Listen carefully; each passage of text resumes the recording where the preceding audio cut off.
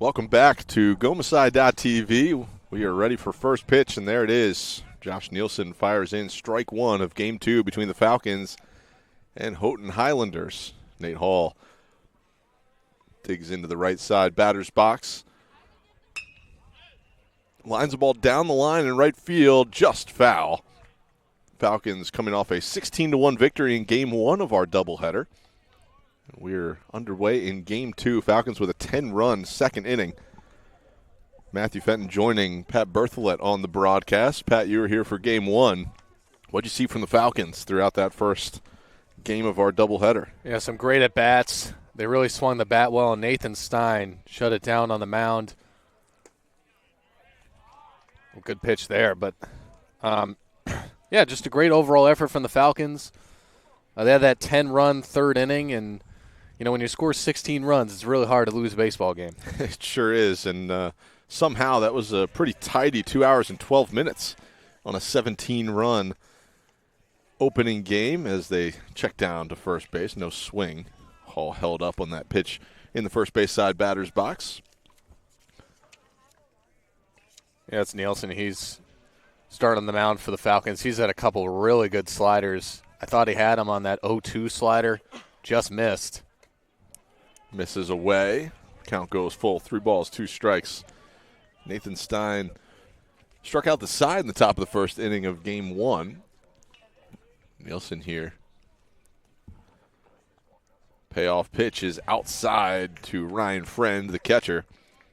And Hall will trot down with a leadoff walk here in Game 2. Now batting for the Highlanders. Yeah, never want leadoff walks. Vincent Lucizen. That's a big emphasis we had as a pitching staff when I was in college was leadoff walks or 2-out walks. So you just don't want to give out those free bases. Leadoff walks always score, they say. As Lucizen stands in, takes a called strike on the outside corner. Yeah, Nielsen doing a good job of working ahead. Just after getting that 0-2 count, just got away from him after just missing on that slider. So see if he can work back after a leadoff walk. Nielsen making his 4th start of the season. ERA a little inflated after a couple of tough starts. One down in Covenant and then a second one against Randolph-Macon last weekend. A top 25 program. Falcons allowed a few runs early against Randolph-Macon, but battled back in that game. Ultimately falling, but splitting their 2-game set. Down with number 24, Randolph-Macon. Falcons taking 2 out of 3 against the Covenant Scots a week prior. So Nielsen making his 3rd start of the year. Hall, a couple of steps off of first base. His time is called at the dish. Yeah, Randolph-Macon a really, really good program. 24 is a low rating for them. They're normally way up there in the rankings. Check in on first. He's got him picked off, and Ammons applies the tag to the helmet, and Hall is picked off at first base. So base is now clear after the pickoff over there at first base. We saw 2 pickoffs yesterday in inning 1 as the Falcons were picked off at second base and first base, now getting one back as the righty Nielsen picks off Hall at first. 1-2 delivery is in there for a called strike as Nielsen's hat falls off in the process, but we've got 2 away and the base is empty. That slider is so nasty. You just have no chance as a hitter when it's coming in on your inside hip and drops in on that inside corner. He probably should have had a strikeout with that first batter on an outside corner slider.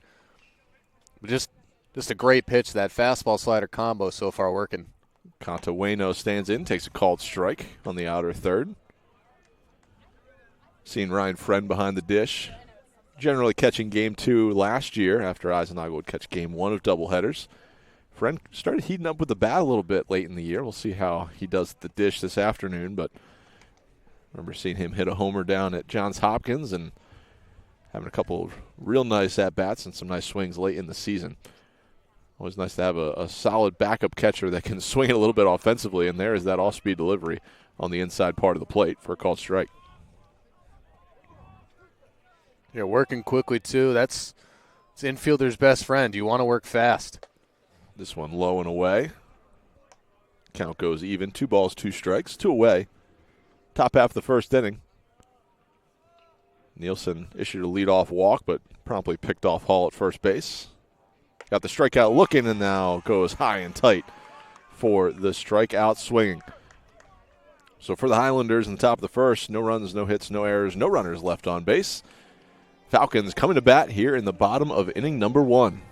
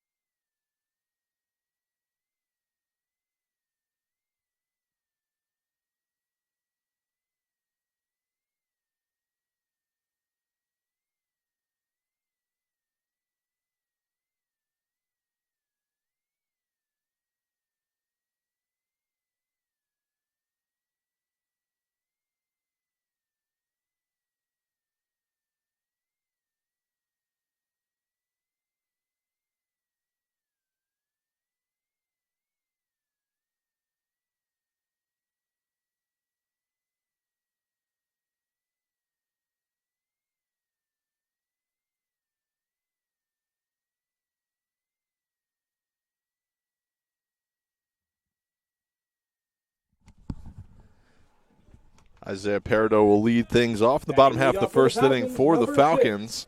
Isaiah Peridot. Peridot, a couple of triples in yesterday's game. I'll have to pull up the box score for what he did here in game 1, but Well, I know his first 2 at-bats, he had base hits up the middle. Real good swing, just hits the ball right back up the middle. Started the game last game with the base hit up the middle, so we'll see if he can do that again here.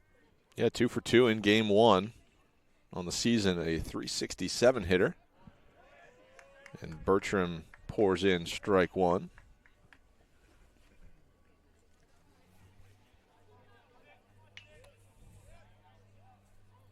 Kip Bertram, freshman from Rochester, New York, gets a strikeout swinging. And heard the scouting report, he throws a heavy sinker. So we'll see how that works out for the Falcons as Peridot swings over that one. He's down the count 0-2.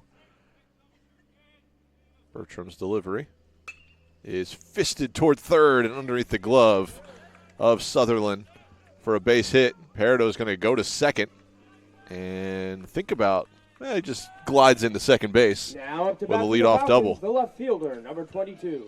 When you have a heavy sinker like he does, the balls are going to get put into play a lot. So that defense is going to really have to come to play. You already see that ball squeak by.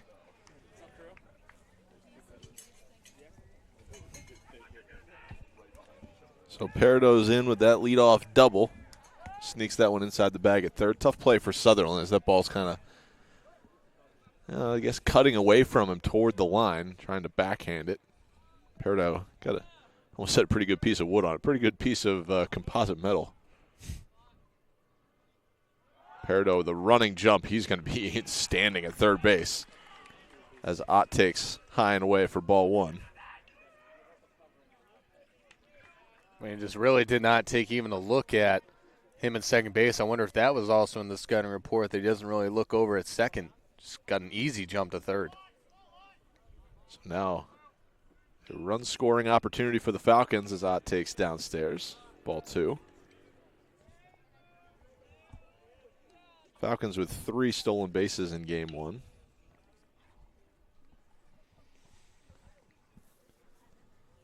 Peridot easily into third. Now he's hopping off the bag at third. Sutherland has to take a step toward him as Ott takes away in the first third base side batter's box. Ball 3. I would say the take is on here, but I don't know. I think I just saw head coach Phil Schallenberger give it a little shrug in the dugout, like, maybe if you see the right pitch. We'll see if the green light's on. 3-0.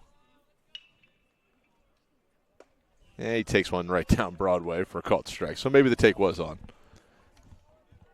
3 balls, 1 strike. Yeah, it's really tough to get into swing mode when you see 3 straight balls. So see if Ott can get back into that swing mode now with a real prime hitter's count. Yeah, infield back, so they're going to concede the run. Take the out as Ott takes a ball. I'm not sure where that one missed. Maybe up high. Up high is Stepping up to the plate for Messiah. is generous. That Joshua looked Emmett. It looks center perfect. cut. Looks center cut from here, middle. But here comes Ammons now with Falcons on the corners, and Ott at first, Peridot at third, and Ammons at the dish. Yeah, that's tough. You know, you drop game 1, 16-1. You got a runner on third already, and you get that called for a ball. That's really tough. You're the Highlanders. Ott taking off first pitch. He'll go. Throw is going to be not cut off, and instead goes right into the thigh of Ott. He slides in with the stolen base, and I think a bruise on his right thigh. He's probably gonna feel that one a little bit tomorrow.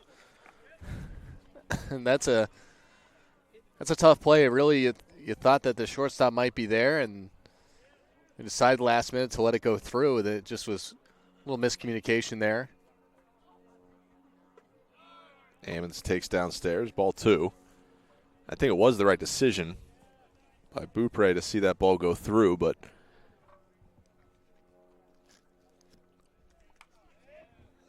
yeah, tough. Runner wasn't going from third.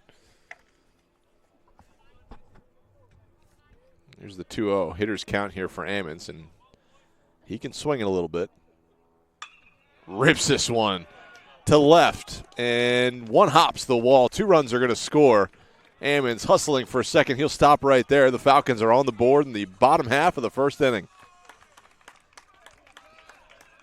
Well, that was the opposite of the announcer's jinx there from you, Matthew, with the perfect timing call. And Ammons just rips a double down the left field line, gets that fastball on the inside, turns on it. You really haven't seen that heavy sinker like you talked about earlier play much effect into these Falcons hitters. No, so far a quality approach for the Falcons, and Ammons rips that one. One hops right by that 330 sign. And now Evan Wagaman comes to the plate. Ammons, a little vault move out there at second, will hang tight as Wagaman takes inside. Ball 1. Yeah, a little different strike zone here. Game 2, it seems to be a little bit more closed. Especially when you're the Highlanders, you're like, oh, we can't have this too. 2-0 Falcons lead. Wagaman, a base hit, will drive home another run. Ammons will slide into third. Throw gets away from Sutherland, and Ammons will trot on home with the game's 3rd run. So a stolen base for Ammons, advancing on the throw. I guess I should say throwing error. So RBI opportunity taken away from Wagaman unless he can hit one over the fence. Well, definitely has the potential for that. Well, at least if you're the pitcher, you're saying you got clear bases again. That's right. Clear bases start over here as Wagaman takes a called strike. I believe a 2-1 count. Mm-hmm.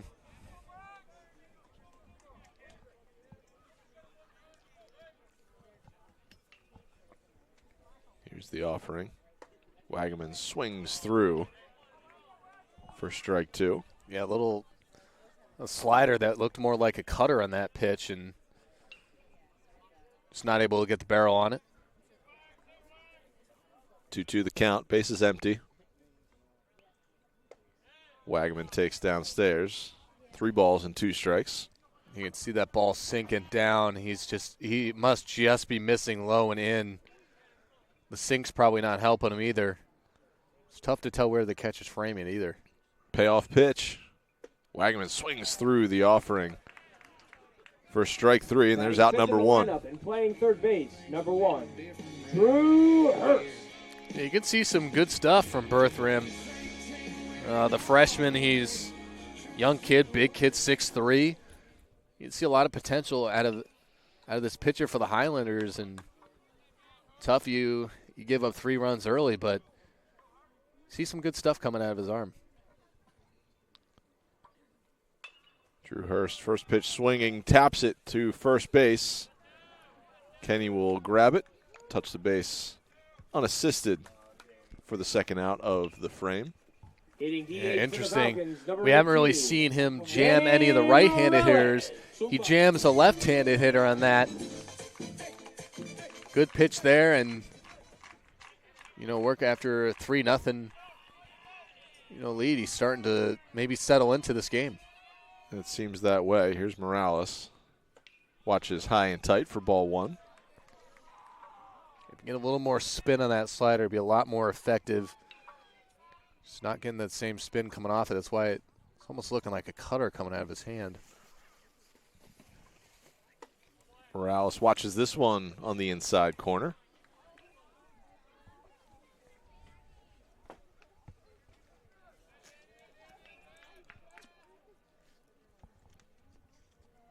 So 1-1 the count. Morales tries to check his swing, but offers at it. Good pitch there. Finds the low zone. Unable to turn around on that is Brown.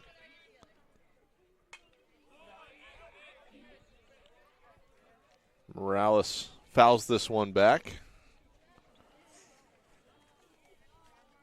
Oh, Morales.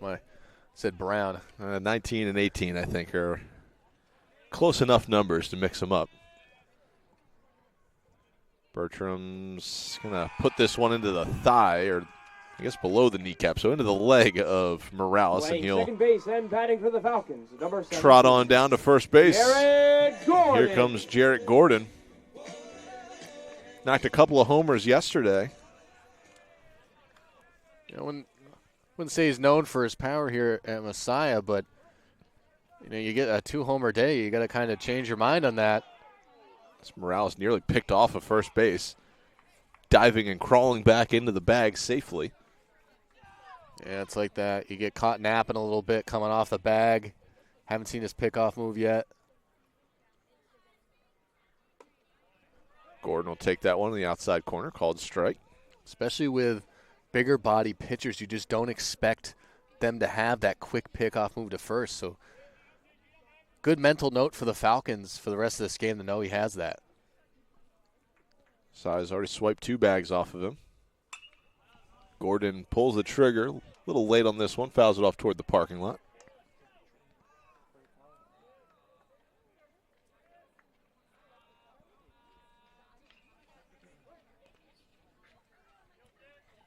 So down the count 0-2. Morales the runner at first. Ryan Friend standing on deck. Here's the delivery. Gordon fouls this one away. We'll do it again. Right, good at bat from Gordon.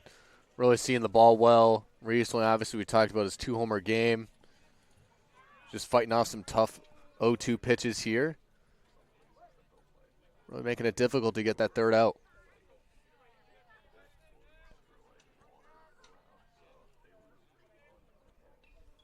Morales, sizable lead at first. He's going. No, he comes back, and Gordon swings at a pitch that hits him. Yeah, it hit him. He should be out. And he is. A little bit of confusion there, but Gordon certainly swung at it, and the pitch hit him in his leg. At the end of 1, your Falcons lead the Highlanders by a So score that's of going to be 3 the to end 0. of the first inning. A little awkward finish there to the frame, but the Falcons push 3 runs across, and they will take a 3-0 lead as we head to the second. Houghton coming to bat.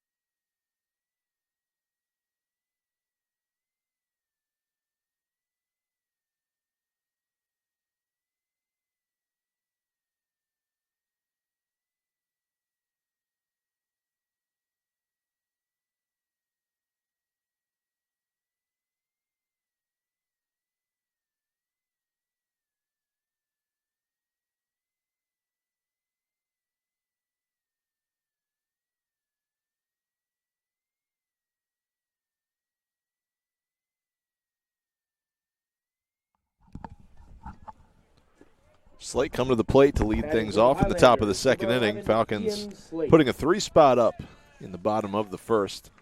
First 3 batters of their lineup all crossing the plate. As Josh Nielsen back to work. Pours that one in there for a called strike.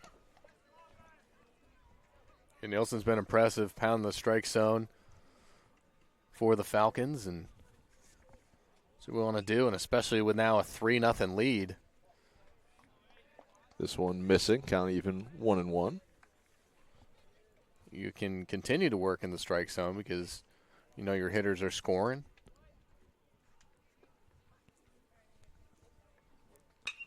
1-1 offering, skied in the air, foul territory. Ammons chasing for it, as is Wagaman and as is Gordon. Nobody able to get there. Yeah, kind of in that awkward triangle in foul territory. A lot of foul territory here. Just a really tough play. I mean, Ammons made a good effort for it, but there's just no chance as a first baseman you're going to make that play. That was a tough one. I think Wagaman maybe had the best chance at that one for anybody. Though Gordon he was a little late to the party, but just falls in for a foul ball. So the count's 1-2. Here's Nielsen's, man, that breaking ball, he got a lot of movement on that one. I need the stuff plus on Josh Nielsen's slider. They get the spin rate on that. The thing has been moving a ton. This one fouled back. Count remains 2-2. You know, I've been watching a lot of spring training baseball, and everybody's talking about the stuff plus and all the spin rates and velocity and carry and all that good stuff. And I'm accustomed to seeing that. So apologies, we don't have that here at the Starry Athletic Complex, as Ammons is chasing this one again in foul territory and had room, but not enough time to get there as that one lands on the warning track. Yeah, he was the only one that time that had a chance at that play, and as a first baseman, you're like, oh, come on, another one of these. I got to book it after, and so he takes his time coming back, and it's not usually the play you want to make as a first baseman. No, he's running sprints over there, and I don't even know if he was back set in position by the time Nielsen threw that one. Let's see. I guess a good thing that Nielsen spiked that one in the dirt. Count goes full, so 3 balls, 2 strikes. Slate the batter. He's the 4-hole hitter. Goes down swinging. The Falcons will throw it around the infield without number 1. He's got such good stuff. Now batting for Houghton, number 13. He's got strikeout stuff, but one thing with these strikeout-type pitchers is their pitch count goes up a ton. You'll see probably more 2-2, 3-2 counts than you see maybe when, Stein's pitching. So, and Nielsen, 23 pitches so far. Here's Sutherland, the third baseman. Takes a called strike and tosses his head back. I don't know if he disagreed with that one or was just bummed that it did break all the way back to the strike zone. Yeah, I think it was more the strike call is a little high. You saw in that last half inning, a little tighter zone. Sutherland gets the call on this one as it misses the outside corner. That's the one thing that's tricky about doubleheaders. You got to figure out the zone again for game 2. It always switches. This one does catch the corner. Yeah, would be nice if one time it would just stay the same for 2 games. I don't know if that will ever happen. Automated strike zone. it's coming. You wait. It's going to come to the majors. It's going to come into D1, and we're just going to be trickling all the way down to D3 as Sutherland goes down on strikes. He climbs the ladder with Nielsen. Up to bat for the Highlanders. For out number 2. Yeah, maybe by 2035, D3 will have the automated strike zone. Usually the last ones to get anything, and it's certainly can be tricky to get that technology at every single institution. Yeah, I think I'm going to be okay with us not having the automated strike zone here. As Beaupre shoots this one toward the gap in right center, Evan Wagaman 4 steps to his right will squeeze it for out number 3, and so keeping that pitch count down with the first pitch swing is Beaupre, and Nielsen has his, well, I guess I shouldn't say second 1-2-3, but a 1-2-3 inning with a couple of strikeouts to end the second. We head to the bottom of the second inning. Falcons leading 2-0.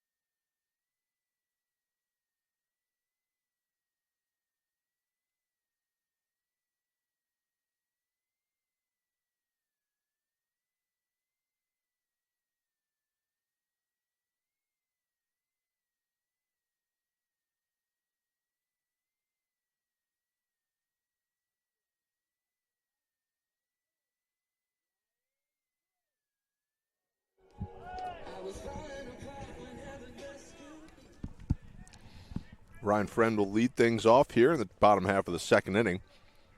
Falcons scoring 3 times in the first, take a 3-0 lead. Josh Nielsen facing the minimum through 2 innings. Friend goes after the first pitch, 2 hops to Sutherland, fields it, and fires across for the first out. So 1 pitch, 1 out for Bertram here in the second. Yeah, Bertram getting that sinker going, gets that ground ball to third. That's the type of play he's looking for. He's looking to jam on hitters. Got to be ready over there at third and short, especially with these righties. And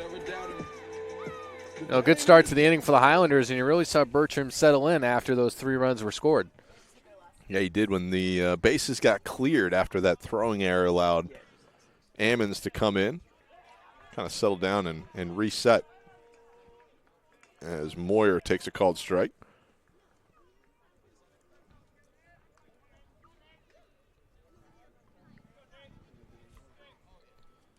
Nick Moyer knocking a triple in the last game, takes one just off the inside corner, count even 1-1.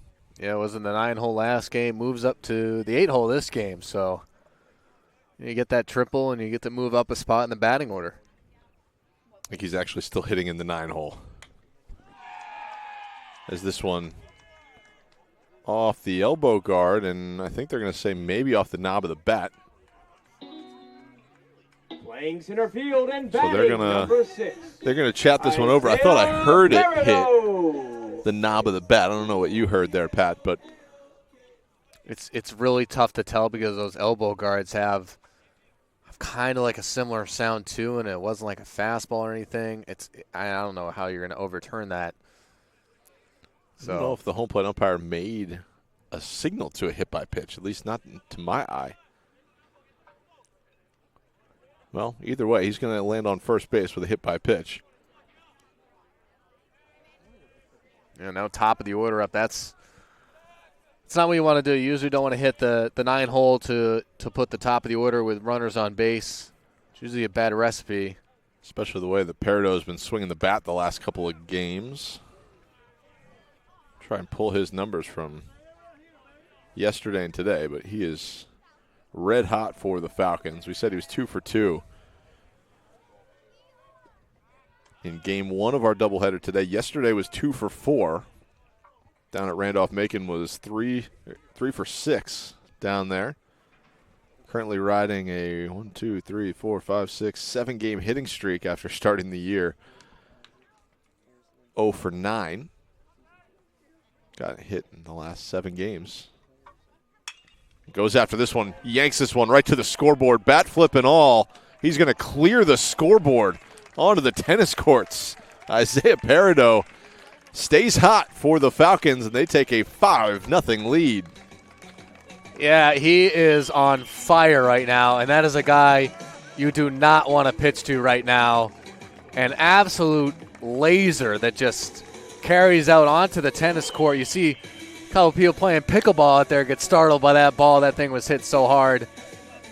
And just continuing to swing the bat well, and now the Falcons up 5-0. And playing left field. 5-0. He's got 2 hits in this game, a double and a homer now. As Luke Ott will come to the plate and try to follow that one up. Yeah, gets 2 singles last game and is like, I'm tired of hitting these singles.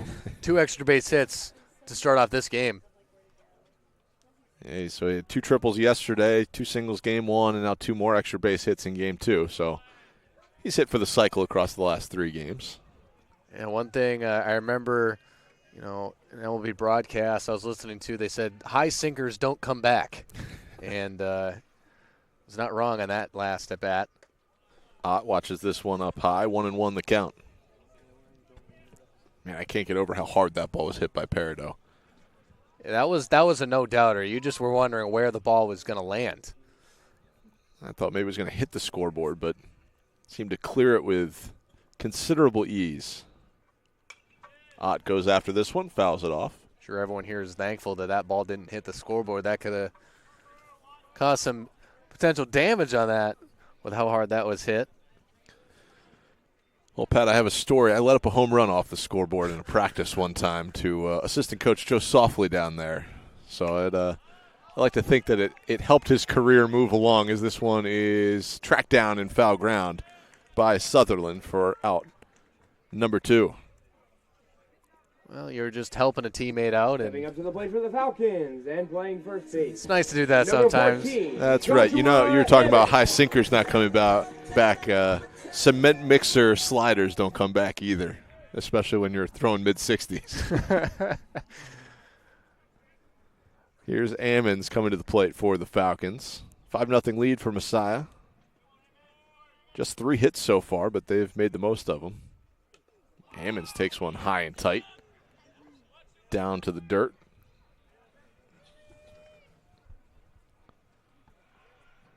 Just so impressive, this Falcons lineup. Top to bottom, they've just been really impressive today, just continuing to put barrels on the ball, taking advantage of walks into free bases. That's what you got to do, especially when it comes down to conference play. Ammons on the ground.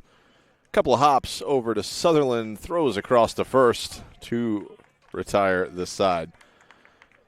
But Isaiah Peridot with the big fly in this inning, more the big laser beam over the scoreboard in right center, puts the Falcons up 5-0 as we head to the third. By a score of 5.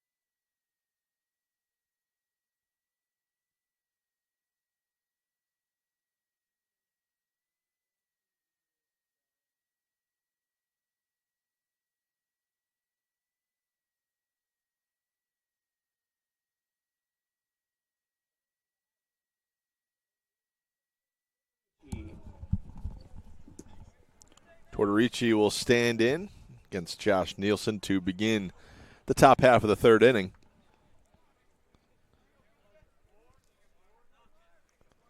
And Nielsen been really impressive so far. Just working that fastball slider combination.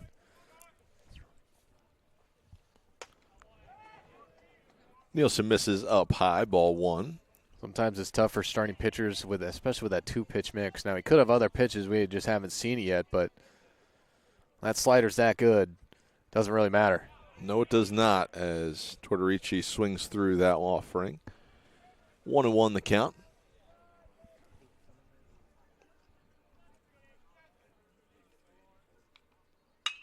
On the ground, 2 hops fielded by Moyer. Across to Ammons for the first out of the third. Yeah, hard hit ball just right at Moyer at short. Good play there. And Highlanders, number 34, Ty Kinney. It's another out to start an inning for the Falcons. Ty Kinney, the first baseman, will stand in. Falcons left side of the infield. There are a couple fresh faces with Hurst and Moyer. I think they've started every game over there at third and short. Jarrett Gordon, shortstop the last 2 years, bumped over to the other side of second base. He's been playing second base. Josh Ammons at first base. So more experienced right side of the infield. And I guess how many games in are we? 9 games at this point? 9 games of experience on the left side of the infield. As this one is in the air. Peridot on his horse to center and unable to make the play. Going into second base is Kenny with a 1-out double. Yeah, Kenny had a good at-bat. He pinch hit in the second game, had a pretty good at-bat. Number 8, That time you see Wilcox. him square up a ball. Gets their first hit of the game. Yeah, off the bat, I didn't know if that was hit that well, Pat, but a lot of carry to center field.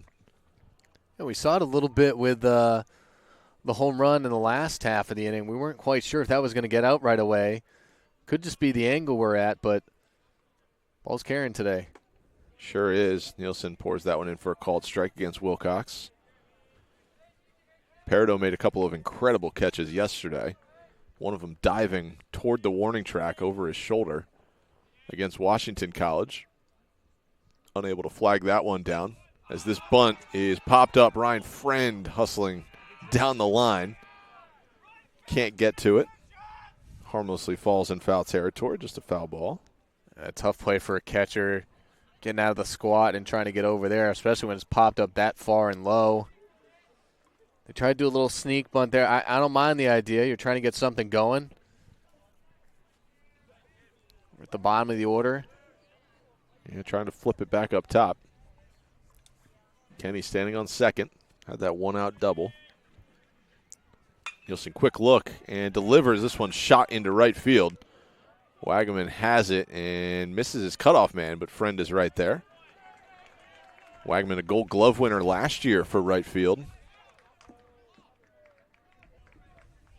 Across the entire country, but a single for Wilcox. Nate Hall. Puts runners on first and third for the top of the order. Similar situation the Falcons saw themselves in the bottom of the second. That a hit by pitch turning the lineup over and had some traffic on the bases for Peridot, who went yard. Here's Hall with a couple of runners on the corners. One away. Hall, first pitch swinging. Fouls it off toward the parking lot. Down the right field line. Nielsen would love a ground ball double play here. Pitcher's best friend. We'll see if he can get it. 0-1 the count. The righty delivers, and there's that slider on the inside corner. Really hard to want to pull the trigger on that one, Pat, when you think it's going to hit your hip. It's so hard. Hall's probably thinking after those 2 hits, all right, now it's my turn, and he gets that. He gets it again, doesn't get the call, does Nielsen, but that is a phenomenal pitch. That's the one you want to throw, too. Yeah, that's perfect slider. It's a hitter. You really can't do anything with that anyway, so you just got to take it. Now the slider goes off the plate, kind of started on the outer third and ended up in the first base side batter's box. So the count's even 2-2 with 1 out. Wilcox the runner at first. Kenny the runner at third. Here's the offering. Outside corner on the ground. Ammons fields it. Runner's not going from third. They'll take the short out at second. Relay to first, not in time. So the Falcons get the out at second. Run does not come in as Kenny just stayed put at third base. Really would expect him to come across and score there, but now Hall will take Wilcox's spot at first. Yeah, as soon as you see the first baseman's back turn, you got to just go from third. But the other thing, that's great hustle there from Hall. Like, yeah, you ground out to first base, but you keep the inning alive by having great hustle. Here's a called strike to Lucision, excuse me. Yeah, kind of lets the Falcons off the hook a little bit here with not going home. Yeah, a lot more opportunities to get out of this inning unscathed as Nielsen misses outside. But now just need fly out, a ground ball to end the frame here without a run scoring. Slider misses down low. A ton of sliders. You're almost at this point just waiting for that fastball. You just can let that slider go. Yeah, it's always if you can throw those secondary pitches for strikes, you're going to be in great shape. Nielsen has shown at times that he can. That one, fastball misses up high. So he's done a good job throwing it for strikes, but they're almost unhittable pitches if you're the hitter. So you're just like, well, I'll just sit here and wait for the fastball. That's true. Unless you can throw 3 of them in a row. Well, that would be unfortunate for the hitter. This one misses up high, and so the bases are loaded full of Highlanders with 2 away. Now batting for the the designated hitter, Waino. Yeah, number 3 hole hitter. We'll get a chat here. You don't want to let this inning get away from you, especially when you got 5 runs, you got the momentum coming at you. That's exactly right. Waino, leading hitter on this Highlanders team, came into today with a .313 average. No extra base hits, but 10 for 32 at the dish. Yeah, haven't really seen them string an inning yet. And, you look at the first game, you see 16-1, you're like, oh, this is going to be an easy one. No, that's not how baseball works. You can lose 16-1 the next game, and then you can score 10 runs in the next one. It's just the way baseball works, and they get a base hit here or a couple hits here, and they're back in this game. So very much so as Waino takes outside, ball 1. Waino swings at this one, fouls it away over the first base side dugout. Counts even 1-1. Falcons have a couple of games on the schedule next week over spring break. We'll talk about those maybe next half inning when there's less action going on out on the base paths. Yeah, a couple good ones, too. A couple of really good tests. Nielsen's off-speed delivery is shot into right field. Kind of a lazy fly ball. Wagaman takes a few steps to his right and squeezes it for the final out of the frame. So the Highlanders unable to push any across. 2 hits in the inning, no runs. 3 runners left on base. So we head to the bottom of the third. Falcons leading 5-0.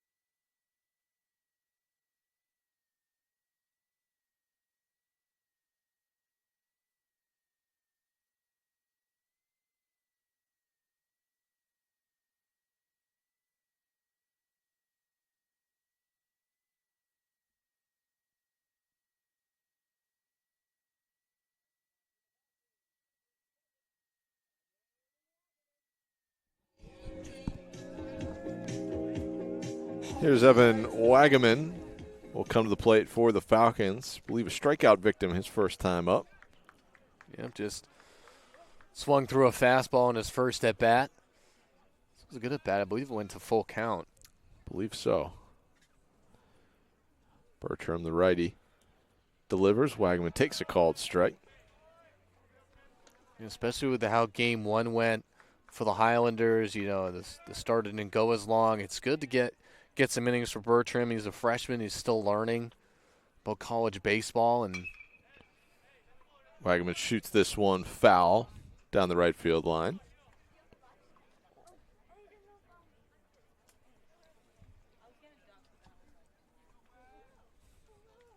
Wagaman 2 for 3 in Game 1. Drove home a run. Scored a couple of runs as well.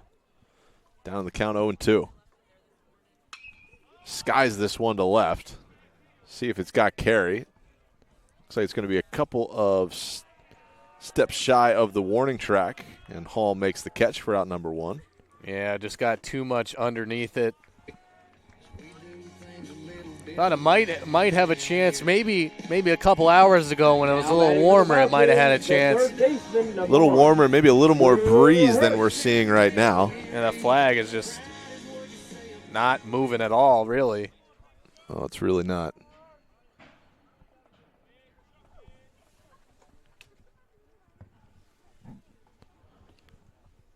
Now Drew Hurst will stand in. He'll take a called strike. No balls and 1 strike.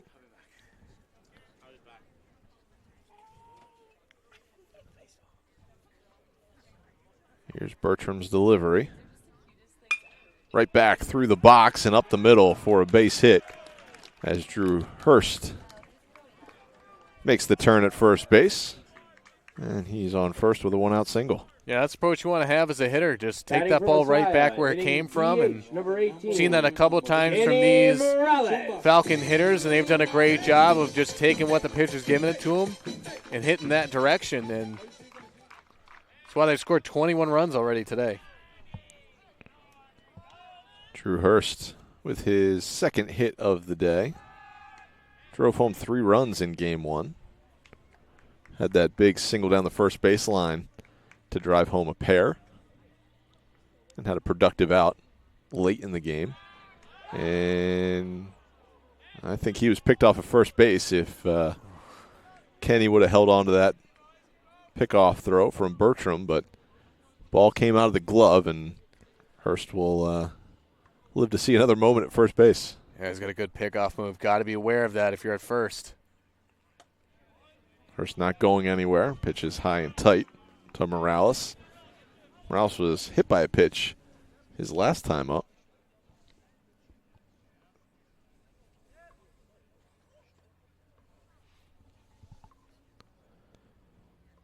On the ground, couple of hops. Sutherland can't field. He's going to make the throw to first base, but that's going to be an error on the third baseman, Sutherland. Yeah, it looked like he was kind of going towards second base before he fielded it. Ball just popped out of the glove. One of those tough plays you're going to have to keep learning from throughout this season. Yeah, it's tough. There was certainly an opportunity for a double play ball for the Highlanders. Absolutely not. Morales not, I wouldn't say known for his speed over there. Sutherland just a freshman, still a lot of freshmen on this team. Falcons bouncing off of both bases. Gordon, beautiful bunt. That's going to be a base hit. Sutherland will put it in his pocket as Gordon loads the bases with a bunt single. Yeah, what a read by Gordon, too. You know, he hits two home runs yesterday. You can be selfish and try to swing as hard as you can. This time he sees the third baseman playing a little bit back. Sends a nice drag bunt down the third base line. Get bases loaded now with 1 out for the Falcons. That's very unselfish baseball there. Yeah, really well executed. We've seen the Falcons unable to execute on a couple of bunts, but that one was nearly perfect. Here's Ryan Friend. Bases chocked full of Falcons. He takes a called strike. Yeah, it was not. They didn't do a great job in Game 1 with sack bunts, but there with a base hit bunt. That's more of what he was going for on that one and got it down. So that's an encouraging sign that they're working on that here. Friend with a healthy hack at that one, swings through it for strike 2.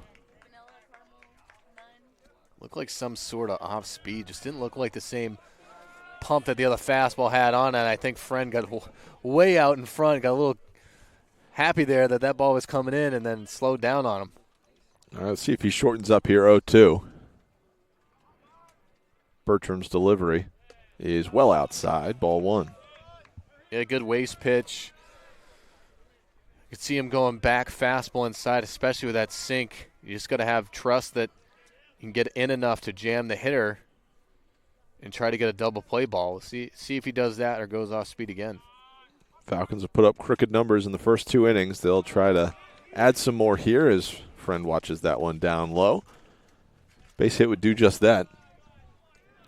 Yeah, they've scored in both innings so far that they've been at the plate, 3 in the first, 2 in the second. I mean, you'll take more runs, take as many as you can. You just saw the Highlanders get the bases loaded. They're not going away without a fight in this game either. Here's the 2-2 delivery from Bertram. Friend back up the middle and through for a base hit. 1 run will score. Morales is right behind him for the second, and Messiah leads 7-0. Thought there was a chance at a double play ball there, Pat. I thought that too, and I was just about to say, I think it took a weird hop on the shortstop at some point.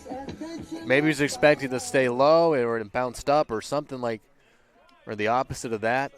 It bounced low and he thought it was going to come high and just wasn't able to get a glove on it, and leads to a 2 RBI single there. The Falcons continue to pull runs on today. So 7-0 Messiah's lead. Here's Nick Moyer. Moyer with a 2-run triple in game 1. Goes after this one. Oh, it's just over our head. If I didn't have a headset chaining me to this table, I would have made that play. As Moyer is down in the count, 0-1. But right on it, though. He fouled it straight back. Friend at first, Gordon at second. 1 away. Bertram, long look at Gordon out there. He checks him again. And misses up high, 1-1. Yeah, tough too. I mean, you would love to have at least got 1 out on that last play because now top of the order is coming up on deck. A guy you don't want to face who already has hit a home run today.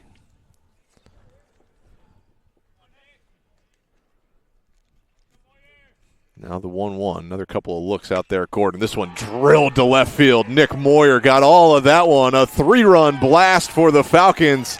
And Messiah's up by double digits. Well, right after I said you want to get the outs for the top of the order, well, Moyer said, you know what, we don't need the top of the order. Hits an absolute bomb to left field, a no-doubter. Second home run of this game for the Falcons, 3rd today. And they're cruising again now, up 10-0. They certainly are. So that's is that the 3rd home run out of the 9-hole this weekend? Falcons had 2 from Jarrett Gordon yesterday out of the 9-hole, and now Nick Moyer with a 3-run blast to left field. Yeah, Moyer's had a good day too. Had that 2 RBI triple earlier. Now gets a 3 RBI homer. Here's Peridot. He's already 2 for 2 in this game. Led off the bottom of the first with a double, then hit a 2-run homer in the second. You're getting this kind of production from the bottom of the order. You'll take that any day. That is huge for the Falcons. This one misses inside, 2-0. I said Peridot. I wasn't 100% sure when he hit it if it was going to get out or not, just the angle we're sitting at. Nick Moyer's, I think we knew right away. That one was absolutely crushed over the 375 sign as Peridot takes this one at the belt for a called strike. Yeah, a little bit easier to see it coming out going towards left field than it is for right from where we're sitting, but Moyer's was definitely a no-doubter, and just love to see those balls get carried out.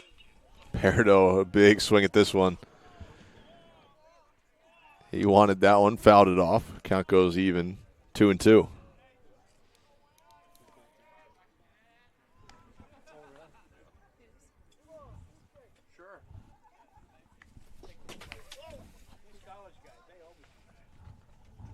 So 2-2 the count. Peridot fouls this one straight back.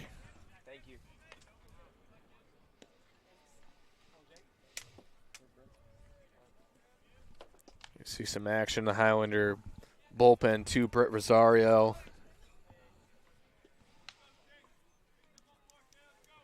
Bertram kind of wearing the 10 runs right now. This one misses high and away. 3 balls and 2 strikes. Bertram's payoff pitch will be coming up in just a minute.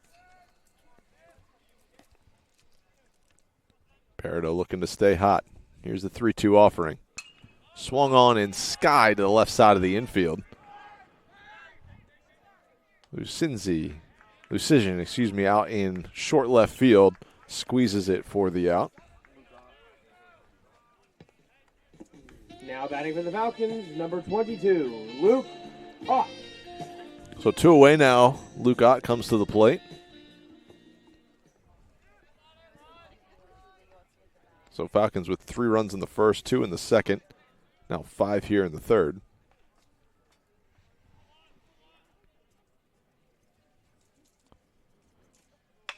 Bertram's delivery is swept on the ground to first base just outside the bag, and that would have been all sorts of trouble for the Highlanders if it stayed over the bag at first. Ott, with his speed, I think could have been standing on third base. We talked about the foul territory down there, Pat. There's tons of it, so if you can hook a ball down the corner, you're looking for extra bases. Yeah, it's tough when it gets in that corner. There's so much room. You see where the right fielder's playing. That's almost an easy triple. Ott swings through this one on the outside part of the plate. Strike 2. 0-2 the count, 2 away. Ammon standing on deck. Ott the hitter. Watches this one in the third base side batter's box for ball 1.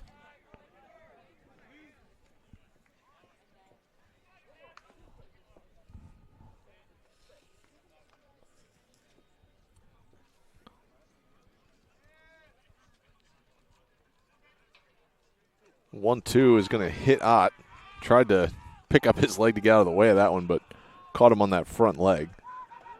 So hit by pitch will bring Josh Ammons to the plate. You got a 1-2 count. You got 2 outs, and they hit a guy. That's a tough one for Bertram to try to wear here. See if he can try to get out of this inning. I know it's been maybe not the outing he wanted to come into today having, but you're still just 1 pitch away from getting out of this inning. Check in on Ott at first base. He dives back in safely. So the first disengagement from Bertram.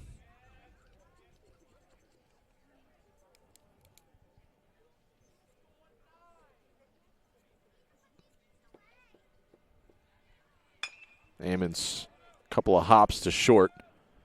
That's Lucision goes the short way to second for the final out of the frame, but not before the Falcons put up 5 runs, led by Nick Moyer's 3-run blast. The Falcons lead 10-0 as we head to the 4th.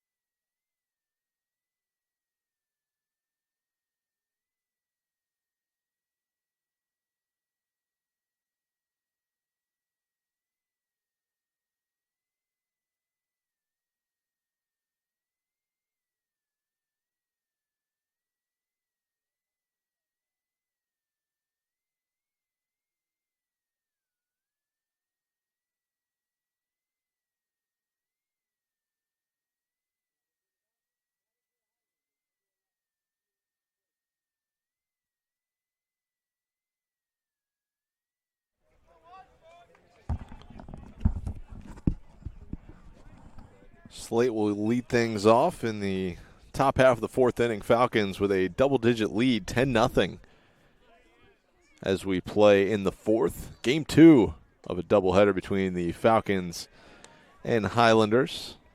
Messiah earning a 16-1 victory over Houghton in Game 1. And, Pat, we were talking a little bit about the schedule coming up for the Falcons. They got a couple of tough tests next week. Yeah, a couple toughies coming up for the Falcons. You know, the big one that stands out to me, Salisbury University. They head there on the 13th, and it's one of the top programs in the country. So whenever you get a chance to play against one of those teams, you'll take it. So we really can tell where your team's at. You can learn from playing those type of teams too, how they take care of business and how they do those type of things. And that'll be real fun to watch next week, as well as they got games against Eastern Mennonite. And then they start conference play the following weekend. So that'll be a lot of fun. They get to play the Golden Wolves over there at Alvernia. Sure do, and Alvernia always one of the top sides in the conference. You're talking about Salisbury. I remember a big victory for a Messiah team at Salisbury. It kind of turned around the 2012 season. I only remember that because I was there as a part of the squad, but it was on Easter Monday. Falcons went down to Salisbury and earned a huge victory over a top 5 Seagull squad, as this one swept on the ground to second. Gordon over to Ammons for the out. But it kind of kick-started the push to the most recent conference championship in Messiah baseball history. Yeah, we like to not make predictions here, but Now batting for you the look at this Highlanders, squad number right now 14, for the Mason Falcons, and Sutherland. you got to think right now they're definitely, maybe not favorite because we haven't gotten a chance to see all the conference teams, but They're a contender. yeah, easily. I think this is definitely one of the more talented Falcons teams. They're definitely fun to watch, and of course, today they've been a lot of fun to watch, especially when you score 26 runs through 10 innings of baseball. That's true, and they did a little bit of scoring yesterday and a lot of hard hit ball. It's a deep lineup looking at it top to bottom. Obviously, we've seen production out of the 9-hole and the bottom third of the order the last couple of days, but really just an extended lineup that hits the ball hard and finds gaps. And that's certainly a fun brand of baseball to watch. Yeah, absolutely. And the pitchers are fun to watch. You get to see, Stein in Game 1.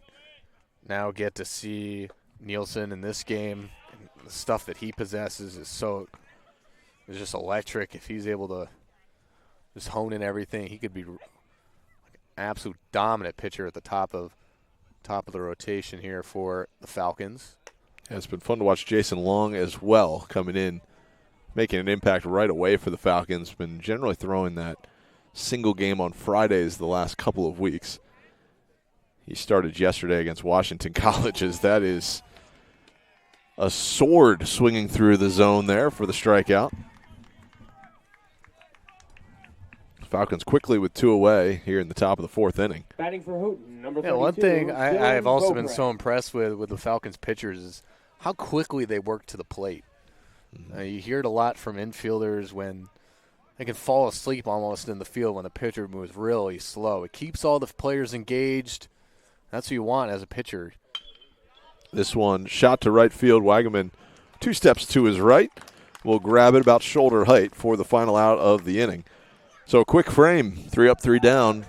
Go the Highlanders. We head to the bottom of the fourth inning. Falcons leading 10-0.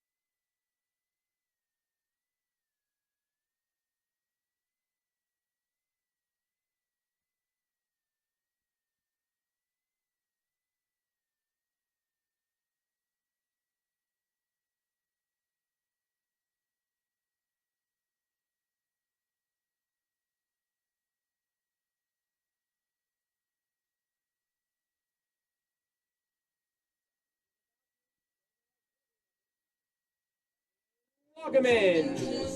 New pitcher for the Highlanders, Brett Rosario, out there on the bump.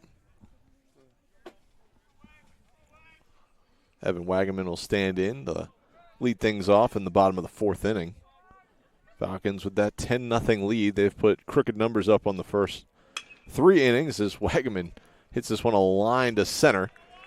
But Wilcox is there for the first out of the frame. New pitcher on the bump for the Highlanders, number 9, Brett Rosario. Yeah, that's Now batting for the Falcons, a quality number at bat, but Drew Hurt. unfortunately is an out in the book. As it's the frustrating part about baseball. You can hit the ball hard and you don't get rewarded for it. Yeah, I think he had a couple of those yesterday. Joshua Ammons, I think, dumped in 2, I don't want to call them blue pits, but pop-ups to the outfield that fell in. You're thinking, well, bloop singles look a little different than hard-hit line drives in the book, unfortunately. But Wagaman seems to always square things up as this one hits Drew Hurst. He'll head down to first base with a 1-out hit by pitch. That's the one thing about baseball where if you're just looking at the stats or you're just looking at the book, you're not going to get the full picture of how a guy might have performed. A guy could have gone 0 for 4 in the day but lined out 4 times. And as a hitter, you got to realize that's still a good day at the plate. You're still squaring the ball up. It's true as Morales takes a called strike. Starting to get a little chillier out here as the sun goes down.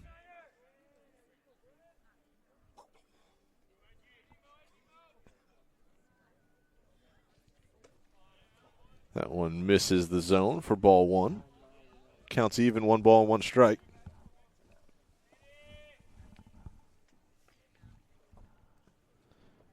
Morales standing in there.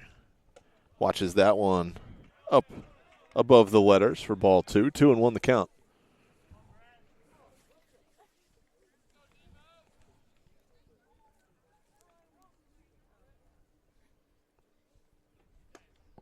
Rosario's pitch misses off the inside corner. Talked about it yesterday in the broadcast, but the Falcons kind of changing their approach at the plate a little bit, standing much closer to the plate. You see almost every batter, their toes on the white line of the batter's box as Morales takes this one high and away for ball 4. Really forcing pitchers to really have to have a lot of conviction to throw a pitch on the inside corner. And I know, Pat, you know from experience that is a challenging thing to do. Yeah, my sophomore year I led the conference in hit by pitches, so I was not afraid to throw it on the inside part of the plate, and I kind of liked it, especially as like a sinker ball thrower when they would stand closer, because it's really hard to hit if you can hit that inside part of the plate, but you can't have that fear to go on the inside, which a lot of pitchers do. Carter Reed pinch hitting for Jarrett Gordon. Takes a called strike. We saw Reed in game 1. Played a little second base in the late innings. Reed watches this one below the zone. 1-1 the count.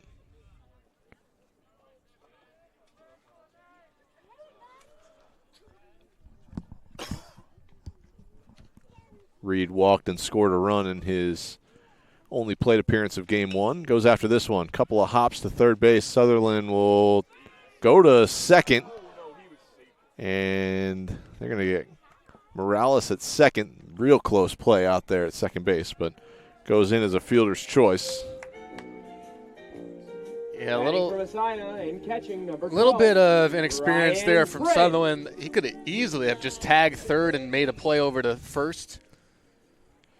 He hesitated. He was thinking about too much, and really should have been safe at second base. I think that was a 10-0 umpire call there. Yeah, I think it was close. I wonder if Morales' foot was on the bag or not. It looked like it was almost in the air, but either way, Ryan Friend is up and lifts this one to center. Wilcox, a step to his left and a step back, will catch it above his head for the final out of the frame, and the Falcons are turned away without a run for the first time in game 2. We head to the 5th inning, Falcons holding a 10-0 lead.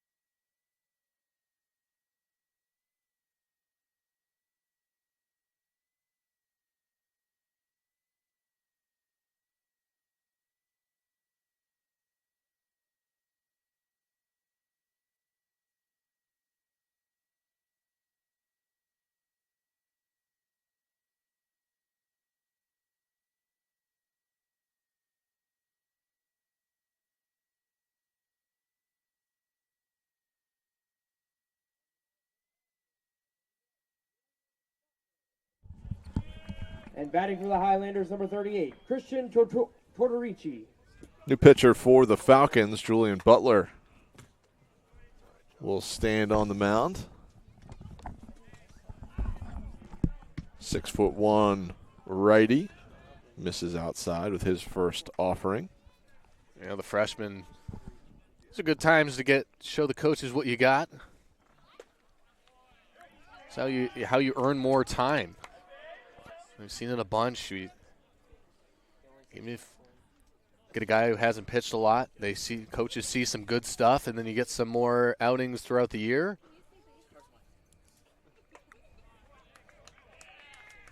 Gets a swinging strike.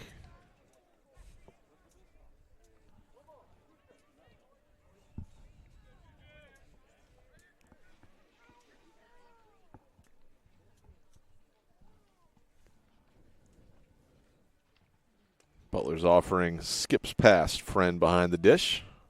2 balls and 1 strike.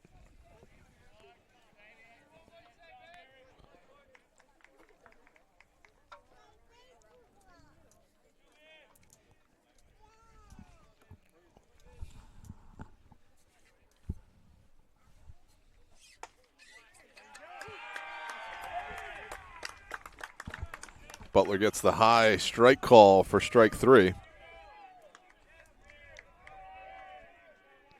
Yeah, good pitch there. Stepping up to the plate for the Highlanders, number 34, Ty Kinney. Working around the zone. Pretty impressive fastball there from Butler. And I thought maybe just a hair above the belt, but we'll take the call as that one misses outside.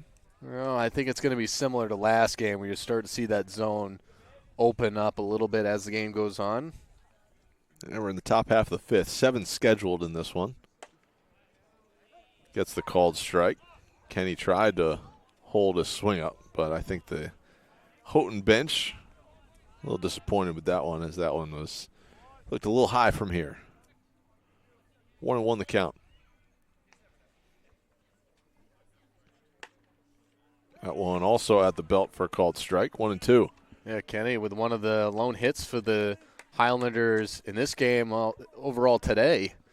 He had a nice double earlier in this game. See if he can drive the ball again here in the second at bat. Butler misses outside. 2-2. So one thing with 7-inning games, if your lineup isn't really going around, you don't get many chances to hit. Well, it's true. 7-inning games, you go through the lineup 2.5, maybe 3 times. Falcons with the amount of runs they've scored. Oh, Butler calls it in foul territory. You don't see that very often, but Pat, you'll probably say it, but pitchers are athletes out there. I was literally thinking that, and I can hear my old coaches screaming for the first baseman to get that ball. Now batting But from it's tough. Houghton, number 8. You want to make a play out there, but I know a lot of coaches, and I'm sure Matthew's seen it too. Pitchers make a lot of fielding mistakes. So I had a pitching coach in high school who I think he lost a district title game when he was on the mound because he tried to catch a pop-up over his shoulder, taking a step back. He fell. Ball landed, the winning run scored, and so he would drill into our minds that the pitcher just takes a step and runs off the field if there's a pop-up in the infield. There's no business him going for it, but Butler caught that one with ease in foul ground. He gets a swinging strike here against Wilcox. yeah, I think that was the hardest thing for me. Going into college as a former infielder was that mindset where I'm not supposed to move when. Wilcox shoots this one to right. Play unable to be made by Reed. He had it in his glove, but kind of scooted out. So an infield single for Wilcox, and I believe his second hit of the ball game. Yeah, second time he's inside out a pitch and drove it over towards that right side. I believe he had a single or a double into right center field earlier. Yeah, he had a single following up on Kenny's double to center, put runners on the corners.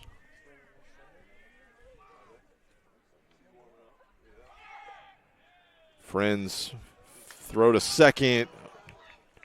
A really strong one there. Just, well, it was on the right side of the bag and everything, but unable to be held onto. And in there safely is Wilcox with a stolen base. Yeah, I think he might have had that base anyway. He might have just gotten in there. But it doesn't help. You're not going to get the call if the ball pops out of the glove anyway. So And we've got a balk moving Wilcox up to third.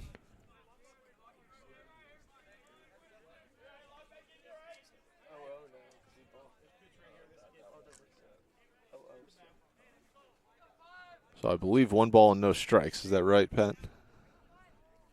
Yes. As Friend, I think, had to scoop that ball out of the ground. This one on a couple of hops through the legs of Moyer at short. So that's going to bring home a run. With 2 away, Wilcox is going to score on the error number 27, by the Falcons and make this a 10-1 ball game here in the top of the 5th. Yeah, good to get a run across. That stolen base helps the team out. You might not think it does. It's a 10-0 game, but you still got to play baseball even down 10 runs, and credit the Highlanders for continuing to push through, even though it's been a couple tough games. That one's a called strike on the inside corner, bending that one back. It's funny how baseball works. It always seems like if bad things happen, they happen in bunches. So, the balk, leading the runner to go to third, and then they're at short. This one fouled away, and you're absolutely right. You get those snowball innings where it's just like you forget, the whole team almost forgets how to play baseball for a half an inning. And so you see a lot of those big innings come from. It's just from silly mistakes like those, and they start to add up. You make 1 or 2, they compound, and quickly it gets away. It's a little hit and run here. Well, maybe not hit and run, but a ball through the right side where Reed had vacated. So a base hit puts runners on first and second. Conta Bueno.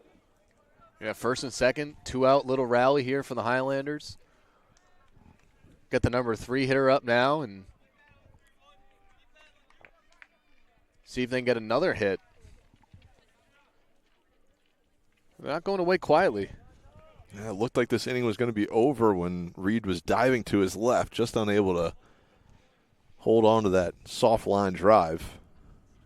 And since then, there's been a little bit of chaos out there, as this one's a called strike, as Bueno is surprised by that call, as that pitch looked high and away. Yeah, I was surprised too. And you're a hitter today, and you're like, oh, I got to now try to hit that ball too, like, especially with some of these guys' stuff that these guys have now. And I think it's always hard when the catcher can't really frame it. They're reaching across their body. Now that one's a called strike, and rightfully so, but Friend was kind of reaching above and to the right on that first pitch and still gets the call. You'll take it. You certainly will, especially if you're Butler out there. You say, thank you very much. We'll start 0-1 rather than 1-0. He's ahead 0-2 now. Runners on first and second. This one hit in the air to center field. Martinez back and will make the catch. He was a defensive replacement just a moment ago, and he'll grab the final out of the inning. So Highlanders get on the board. They score 1 run on 2 hits, take advantage of 1 Masai error. They leave 2 stranded, and we head to the bottom of the 5th. Falcons leading 10-1.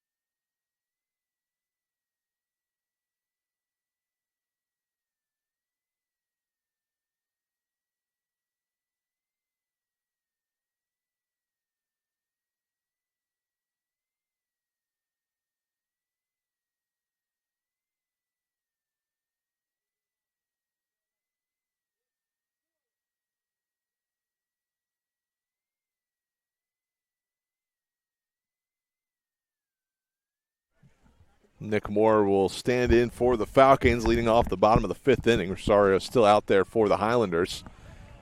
Last time we saw Moyer, he was trotting around the bases on a 3-run homer. Yeah, just an absolute bomb to left field.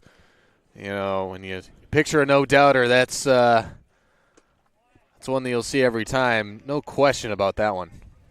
Couldn't do too much with that one as it catches the bottom third of the strike zone. Yeah, Falcons last half of the inning didn't score a run for the first time this game. Moyer again to left field. Will this one have enough? It does. A 2-homer game from Nick Moyer. Gives the Falcons an 11-1 lead. Well, you know, they scored this inning as Moyer hits another bomb, and not even a question about that one either. That's 2 straight days with a 9-hole hitting 2 homers. That's exactly what I was about to say. That's a little lineup magic right there for head coach Phil Schallenberger. You know, you're not going to have that every day. But, man, when you get it 2 days in a row, that is a great feeling as a team. You know, you're that Falcons coaching staff, you got to be thrilled with the approaches these guys had at the plate these past 2 days. I think you're going to see a lot of guys wanting to bat in the 9-hole coming up these next couple of games. You say, hey, if everybody hits 2 homers out of the 9 spot, I'll get in there, coach. No problem. This one's going to run in and hit David Martinez on the elbow. Martinez came in to play center field for Peridot a minute ago, and we're going to have a pinch hitter here as Ziegler will come to the plate. Pinch hitting for Ott. And one guy that might be begging to be in that 9 hole is Ammons. I feel like he's just hit the ball hard and it's gone right at people. He's like, hey, you know, if I hit here, maybe I'll hit one out. Exactly. He's got a couple on the season, but it looks like he's going to be pinch hit for as well. Dylan Beard standing on deck. But here's Ziegler. Watches that one high and away. 1 ball, 1 strike. So Martinez the runner at first. Falcons back up by 10. This one fouled back over top of our heads. I almost generously called this our press box. Press box would be a word to use that it's press tent. Yeah, tent and table. Though press box is coming, part of our warmer welcome campaign. Hopefully in the next couple of years. Make some adjustments out here at baseball and softball. Get some more permanent structures. Ziegler fouls this one back. So the count remains 1-2. No outs. Falcons already with a run in here in the bottom of the 5th. That one's going to be called strike 3 as Ziegler watches the breaking ball bend in there for the first out of the inning. Batting for the Falcons, number 13, Dylan It's a nasty Beard. breaking ball. Tough to do anything as a hitter when you get that pitch. So sometimes you just got to tip your cap to the pitcher and get ready for your next at bat. Dylan Beard will come in, batting in Ammons' spot in the order. Takes a ball down low.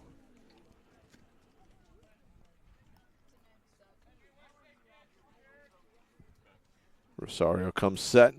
Lefty catches the top of the zone at the belt for a called strike, 1-1. Yeah, we've seen that call a couple times in the past couple innings. Is that higher strike?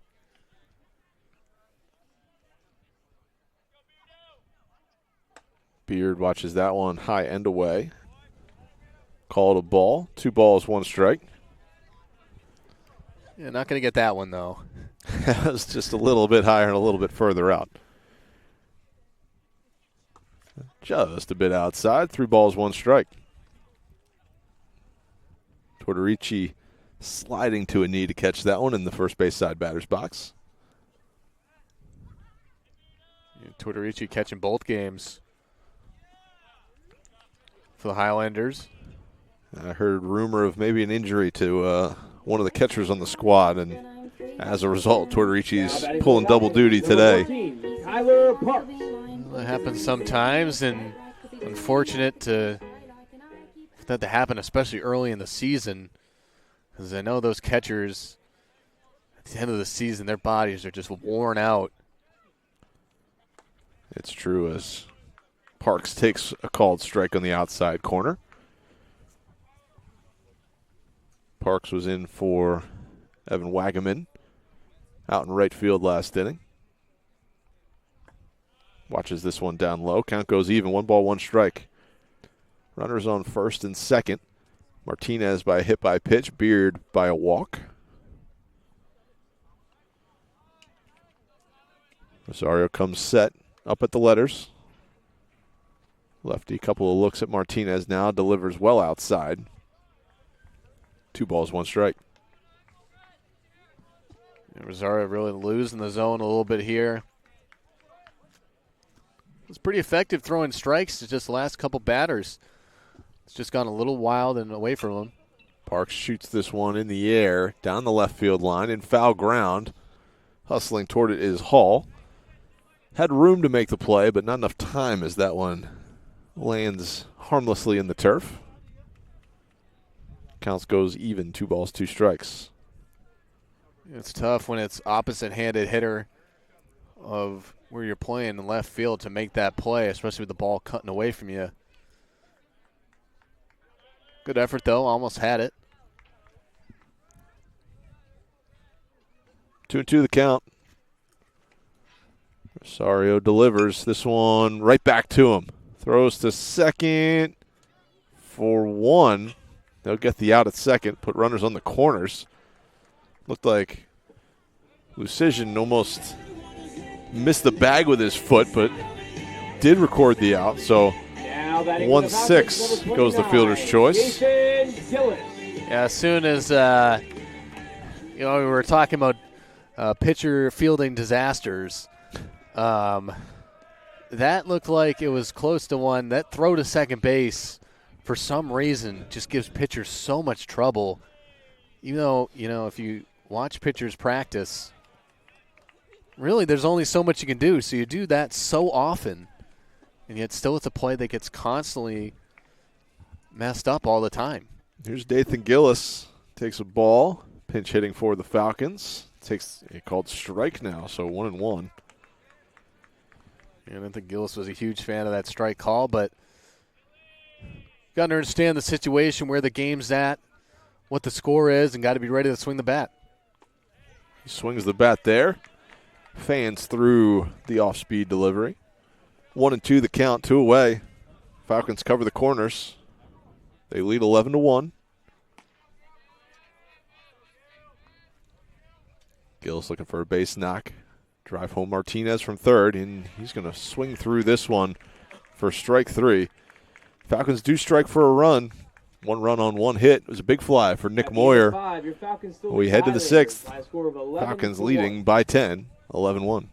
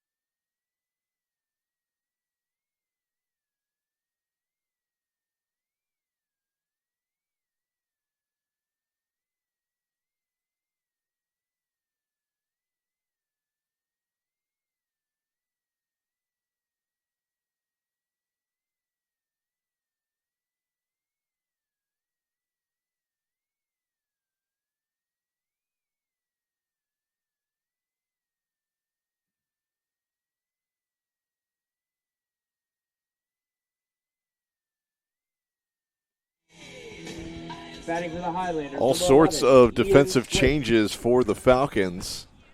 Ziegler will be in left. We'll just do the whole lineup here. Ziegler in left, Martinez in center, Parks in right. Around the infield, it's Gillis, Moyer, Reed, Beard. Friends still behind the plate. And a new pitcher for the Falcons. It's number 36, Colin Schrim. His first offering is in there for a called strike against Slate. Falcons are up by 10 runs. We play in the top of the 6th inning in Game 2 of our doubleheader. Schrim misses up high. 1-1.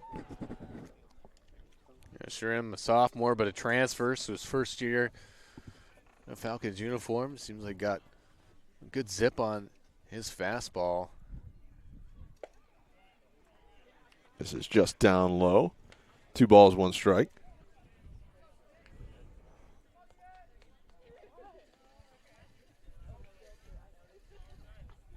Falcons have a couple arms warming up in the bullpen, as I think our temperatures have dipped a few more degrees as we have complete cloud cover. As we close in on 5 o'clock. And that would be strike 2. We got a full ring up there for a strike 3 call. That was a very excited ring up there. He was pumped about it. I think he's most excited he's been all game. well. So on the ground, Schrim hustling over, will field it, flip to first, and infield single for Slate as Reed hustled over to cover. And I don't know if it's just a bit of a miscommunication there, but kind of a swinging bunt for Slate. Yeah, Beard was over there at first base. If that communication comes right away, you can really call him off and tell him right away, I got it, and he can cover first. That's easier than a second baseman coming all the way over to try to cover first. He missed the bat completely on that. So even if the play was in time, just didn't touch the bag. Sutherland, the hitter, takes a called strike. So the Highlanders with 5 knocks in the game now. Messiah only with 8, but they've done a little more damage with their 8 hits. Yeah, three homers in this game. Moore with a pair and Perdo with 1 as Sutherland goes down to a knee. Swinging at that one. Almost Adrian Beltre style. Yeah, except Beltre was really good at putting that swing and somehow hitting the ball over the fence. Yeah, that's right. Somewhere in like the 15th, 20th row. Still don't know how he did it. And then, well, that's why he's a Hall of Famer. And a worthy Hall of Famer. Whew, Schrim breaks off the breaking ball. On the inside corner, misses it. Yeah, good pitch, too. I wonder if it just broke across the plane too high. It's get that a little bit lower. That's a really good pitch for him. He tries it again. This one a little bit higher than the last. You just got to snap it off a little bit more and get that down lower in the zone. You really don't want to hang those. You face some good teams and some good hitters. Sutherland on a line to center. Martinez will make the play and thought about throwing to first base, but doesn't need to. Schrim gets the line out. Sutherland hit the ball hard, though, to center field. Batting for the Highlanders. Baseball's a cruel sport sometimes. Dylan Beaupre. You know, Sutherland's had a couple plays in the field that wish he can take back, but gets a line drive there, hard hit ball, and it goes right at the center fielder. That's a tough one as a hitter, and you feel for those plays all the time. Yeah, hit that one on the screws, but don't get anything for it. Here's Beaupre.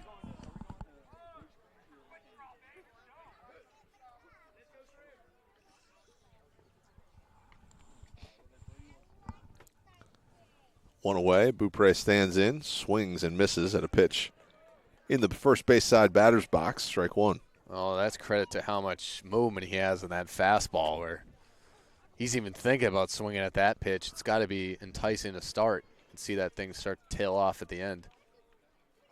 Schrim comes set at the belt.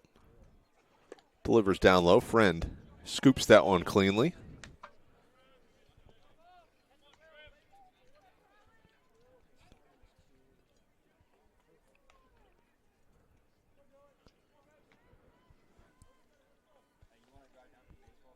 One away in the top of the 6th.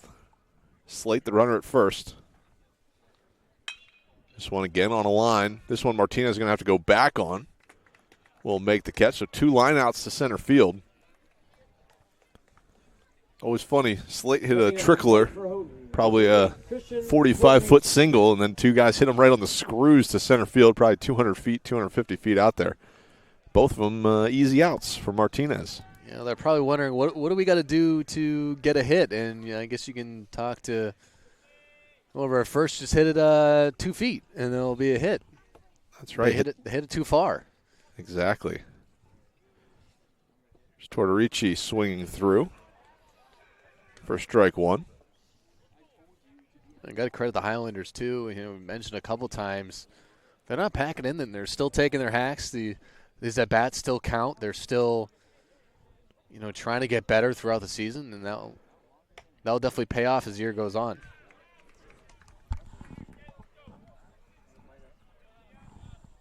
Tortorici takes one for a called strike, so no balls and 2 strikes our count. 2 away. Slate the runner at first. Here's Shrim. Swings and misses for strike 3. And down go the Highlanders in the top of the 6th inning. No runs, 1 hit, no errors, 1 runner left on base. We head to the bottom of the 6th. Falcons lead by 10, 11-1.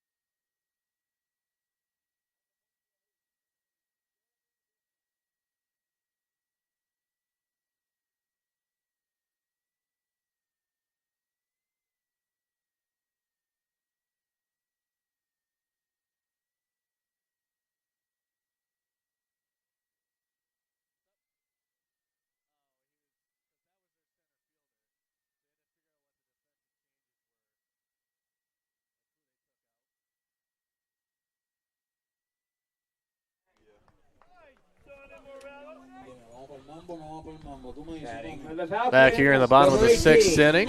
Danny Morales. We'll see Morales at the plate for the Falcons with Jeremy Wilcox moving to the bump for the Highlanders. Wilcox, a couple hits in the day for the Highlanders. Now gets a chance to pitch here.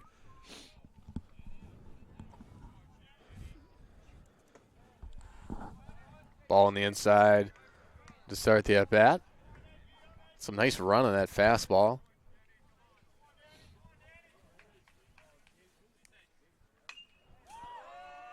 Morales fouls that back.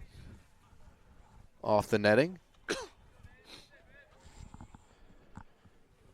So the Highlanders running a 9-man lineup now. Chow into the game for Waino in his spot, the DH spot. He's out there in center field to bring Wilcox into pitch.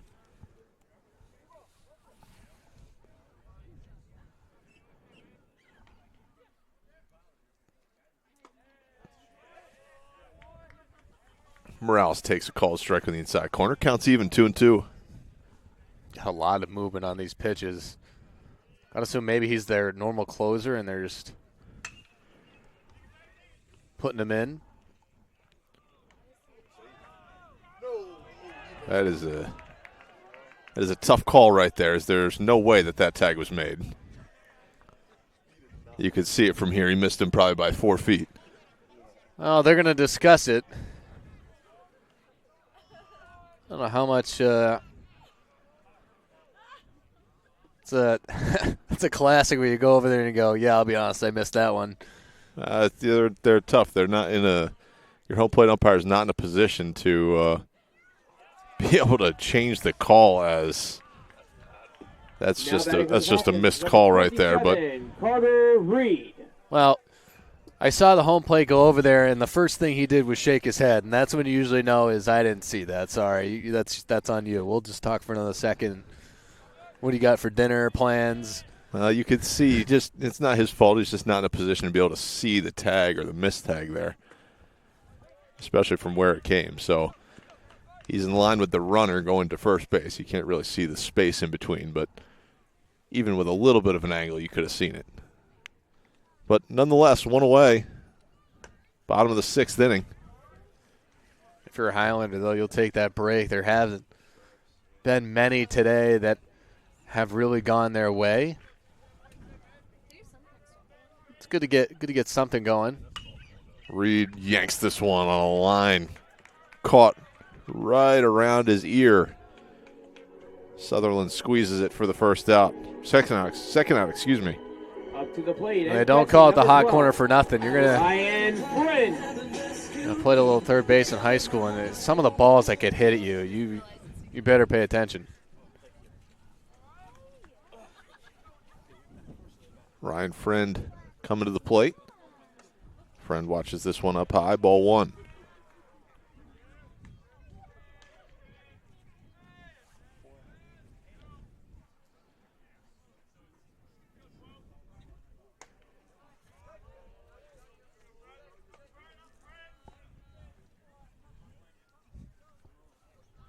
One and one the count after that called strike. This one misses inside. Friend bends away from it. Takes it for a ball. 2-1. It's tough as a righty hitter. Get this much run on the inside. That one's going to be swept through the hole. The 5.5 hole over there. Into left field for a base hit for Ryan Friend. I was going to say it's tough to stay in on some of those pitches when it's running in and your friend does that. And when you stay in and you're ready to hit, you get rewarded, and that's a base hit for Friend there. New batter for the Falcons, Tucker Williams, will come to the plate. He homered in Game 1. First career homer, I believe. Williams thought about pulling the trigger on that one. Takes it for a called strike. Man, it's got going a little bit late. Maybe the fastball had a little more life on it than he thought. Williams watches this one outside. 1 ball, 1 strike. Williams hit a nice deep ball over the right field fence in the last game, like you mentioned. And it's a very late strike call as Williams kind of pulled his hands back, trying to get out of the way. So 1-2 the count. Watches this one away. Counts even 2-2. Friend at first. Kenny not holding him on. Not surprising in a 10-run game. Williams, good hack at this one. Fouls it off toward the Highlanders bullpen. Yeah, Williams hit his home run in the first game on a 1-2 count. Now with a chance with a 2-2 count. Really didn't 1-2 count, you expect the hitter to protect. He was just going all out.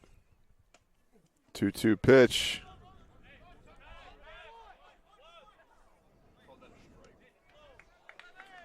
Calls it a strike. Ball goes to the backstop. Williams was baffled that was even thought to be a strike. So we've had two confusing ends to innings. One was Gordon swinging at a pitch that hit him. This one was a pitch that went to the backstop. So Williams is down looking for strike 3, and that's going to do it in the bottom half of the 6th inning. First base was occupied, so the inning was dropped. Third strike didn't matter there. So we head to the 7th inning. Falcons lead 11-1, looking to close out Game 2 of our doubleheader.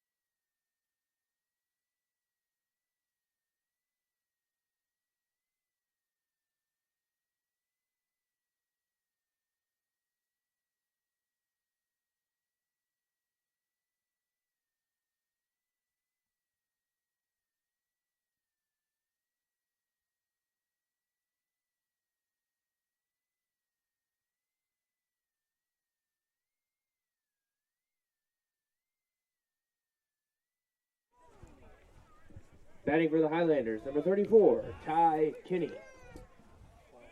Jake Betts, the new pitcher for the Falcons.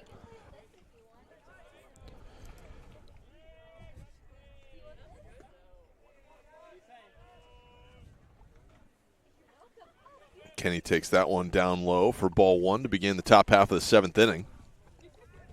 Our last scheduled inning in this one,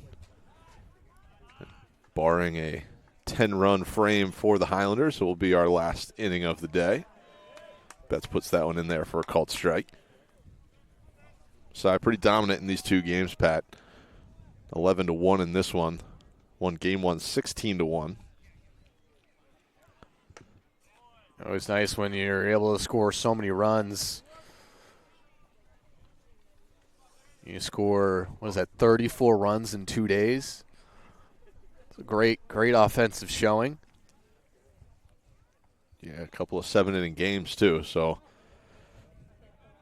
Falcons will take the offensive outburst, averaging 11 runs a game. Not too shabby.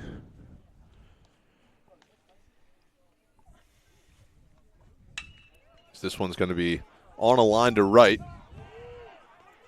Parks chasing this one down up against the wall. And Kenny's in with his second double of the day. Yeah, I mean, he's had a couple good swings, and you saw him even in his pinch hit opportunity in Game 1. Taking full advantage of getting some playing time. 10, Ryan Zarelli.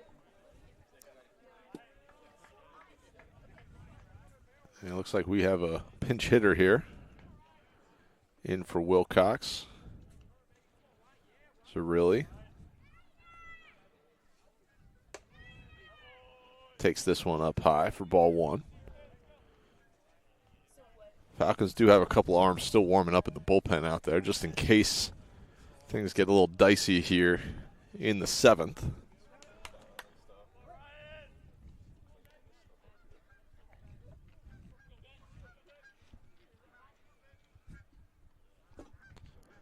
Betts taking his time out there. Misses this one down low. I would say Betts kind of with the slowest pace we've seen between pitches of maybe anybody on the mound today. So far, very deliberate out there.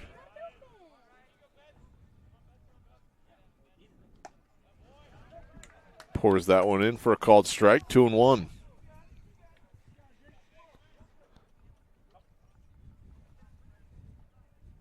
Yeah, Islanders not making this final inning easy to start. Lead off double by Kenny, and so really trying to do something now, even in the count 2-2. Yeah, you're up 11-1, just to fill the strike zone. Got a little margin for error. That's what I would say. Yeah, I'd say that too. Sometimes it's tough coming out of the pen and pitching in a game where it's gets a little colder. It's now a 10-run game. You're just like, that's it for the day. And then you're like, all right, you got to go warm up. And you're like, uh-oh. That is the worst. The life of a bullpen pitcher, you know. You always got to be ready. You never know when today's the day your name gets called. Probably been at the ballpark for 7.5 hours. 3-hopper, 4-hopper to second base. Thrown across to first. Falcons get the first out. Moving to third is Kenny. Now batting for the Highlanders, number 24, Hayden Ulrich. Oh, we're going to have a pinch hitter here.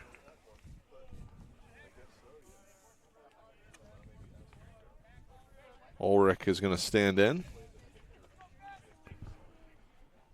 One away. Runner at third.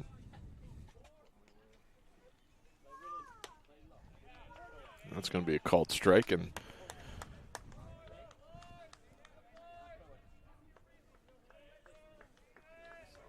Ulrich down in the count. 0-1.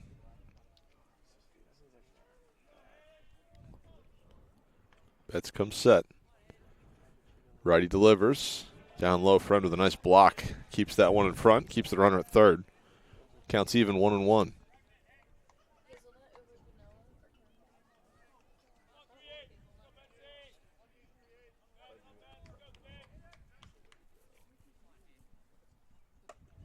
Pitch upstairs. Ball 2. 2 balls and 1 strike.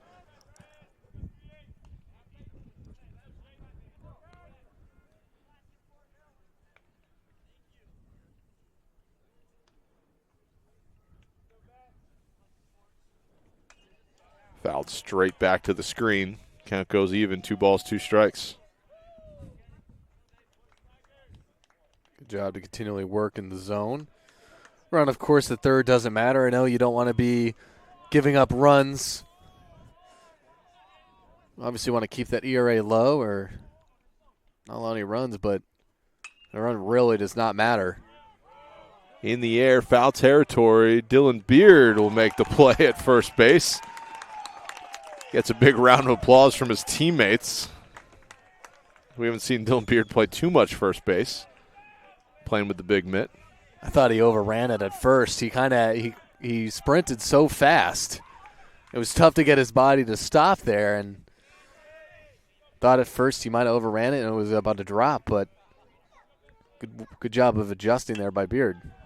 First pitch swinging is pinch hitter and a barehanded play at second base. is the last out of the game.